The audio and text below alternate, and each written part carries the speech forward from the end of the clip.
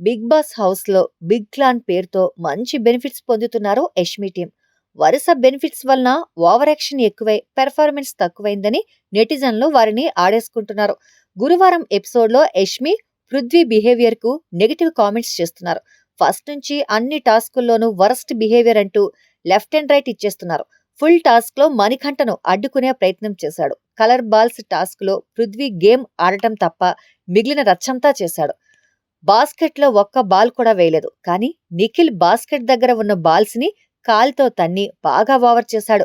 Wrong డైరెక్షన్‌లో వెళ్తుంటే యష్మి కూడా కంట్రోల్ చేయకుండా సపోర్ట్ చేసింది. దీంతో మనోడు మరింత చెలరేగిపోయాడు.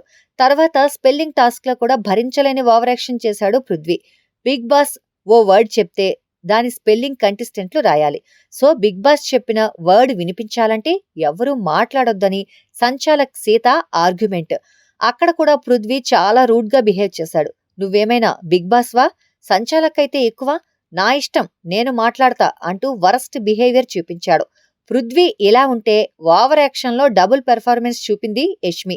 అభయ్ను అడిగి వాళ్ళ మిల్క్ ప్యాకెట్ విష్ణుప్రియ తీసుకుంది. దీంతో యష్మి చేసిన రచ్చ అంతా ఇంతా కాదు. అసలు మా మిల్క్ ప్యాకెట్ ఎందుకు తీసుకున్నావని క్వశ్చన్ చేసింది.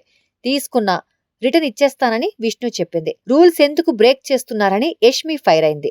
ఫస్ట్ చికెన్ మీరు తీయడం వల్లనే దొంగతనాలు స్టార్ట్ అయ్యాయని విష్ణు కౌంటర్ ఇచ్చింది.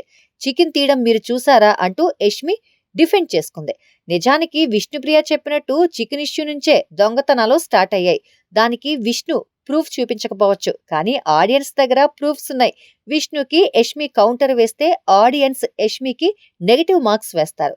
ఈ కామన్ సెన్స్ కూడా లేకుండా అడ్డంగా వాదించింది. అక్కడతో ఆగిందా అంటే సాక్స్ టాస్క్ లో కూడా సంచాలక్ను ఇన్ఫ్లుయెన్స్ చేయడానికి ట్రై చేసింది.